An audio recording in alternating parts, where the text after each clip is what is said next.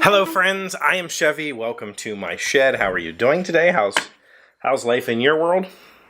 Been making some signs down here today. Been trying to put together kind of a list of like country crafty type signs that people might want. This would be, you know, like your above the door type sign, or maybe your cabin type sign, cabin placard or whatever. And this is just like a general like home health heart or something like that, or, you know, thinking of things like this. So just been working on this concept of seeing how fast I can do these. I think total this sign took about 7 minutes, and this one took me 4. So theoretically, well, no, I take that back because I'd use a table saw. Say 8 minutes and 5 minutes to do these. And these are completely unfinished, unpainted signs. I can paint them, and I've put a lot of thought into how I would paint them, and I think what I would do is use a medicine dropper and just squeeze acrylic paints down in here. I think what that would do is, number one, it would just kind of fill the whole area, flood fill it, instead of me trying to paint and be meticulous and not get paint anywhere else. It would also leave a bit of a reveal around the tops of the letters that would stay this kind of natural color instead of being painted. So that might look okay. So I'll probably try that sometime later with a, you know, I'll probably just cut some sample letters and stuff and mess with different finishes. So far, my thought is to leave them completely unfinished. The other thing I'm thinking about is ways of hanging these. Currently, this is just pallet wood, so this is like, I don't know, 3/8 or something. It's a little bigger than 1/4 inch. And so I mean, I guess I could put some keyholes in here, some real shallow keyholes that you could put nails in and hang, but I don't know. It's probably too thin for that. So what I've been thinking of is like copper wire hangers with like curly Q ends kind of things. And I thought that I had some 12-2 or 12-3 that I could tear apart and use for the copper. I know I did. I don't know where it's at. I might have used it at my parents' house.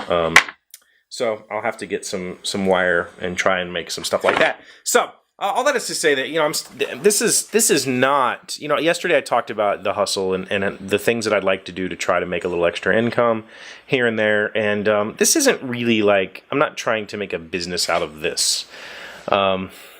This is something that is useful to me.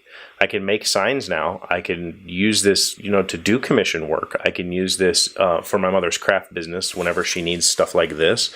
I can use this for my friend's mother's craft business if she needs signs and stuff like this. So there's potential here for me to make a little extra, but it isn't something I'm trying to turn into a business. And I say that because yesterday, you know, Thrasher had pointed out that I shouldn't have sold my software. I should have kept the software business. And I disagree. I completely disagree with that, simply because that software has been way bigger than I expected, and it's not something that I would have managed on my own, and it's not something I could have managed while doing another job. And here's the thing.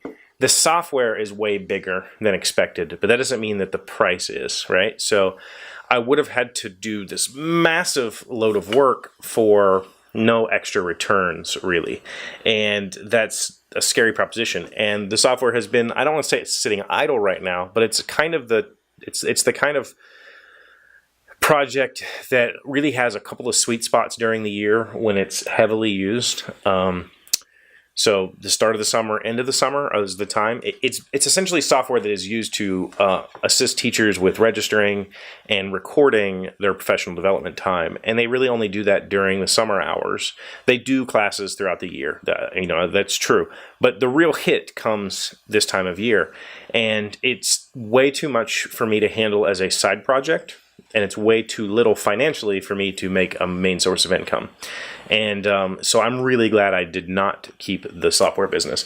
Now, that being said, I still have the business. I didn't sell the business. I just sold the software. So the business still exists. I still have a business license and bank accounts and all of that. And I'm looking at other ways to make kind of lightweight apps. I've been brainstorming ideas, and this is a thing that I have done my entire life. You know, the hustle has been something that has always been a part of who I am. I've always sought new, interesting ways to flex my creativity and possibly make some small income. And I've never sought a business as an entrepreneur until this software thing came along.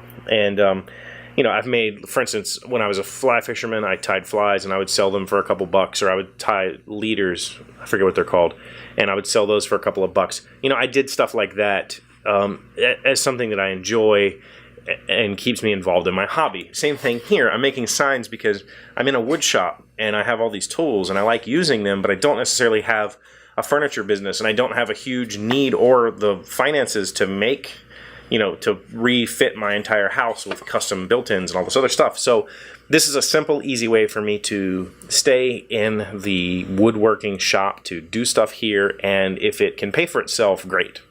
I'm not looking to make a business. So Thrasher, I know that you were disappointed that I sold the business. I am not disappointed at all. It was absolutely the right choice for that particular piece of software. That being said, I have other ideas, and I'm going to explore them. I've you know, like everything, I have a list. You know, I have a list of books I'd like to write. I have a list of games I'd like to design. I have a list of software I'd like to author. I have a list of movies I'd like to shoot. You know, I have lists. I have a list of signs I want to make. I have a list of shop projects, and I'll get to that stuff, right? But what I'm looking at right now, what I specifically mentioned yesterday, I'm looking at short-term gains. So things that I can do quickly to make some progress here at the house. And things like selling my truck, or maybe, you know, some of my firearms, or maybe selling some of my board games, or doing quick, simple software projects that can generate some sort of revenue, that sort of thing.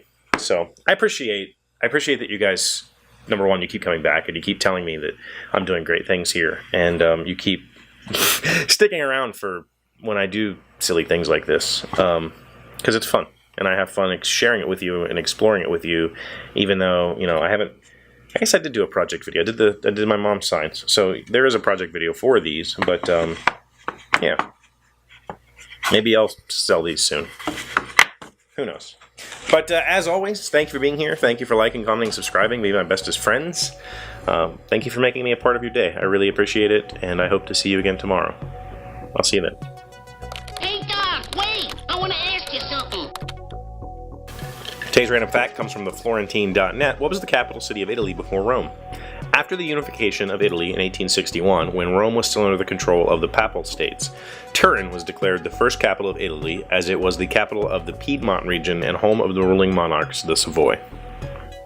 I didn't know that Italy was unified that recently, because I'm an American.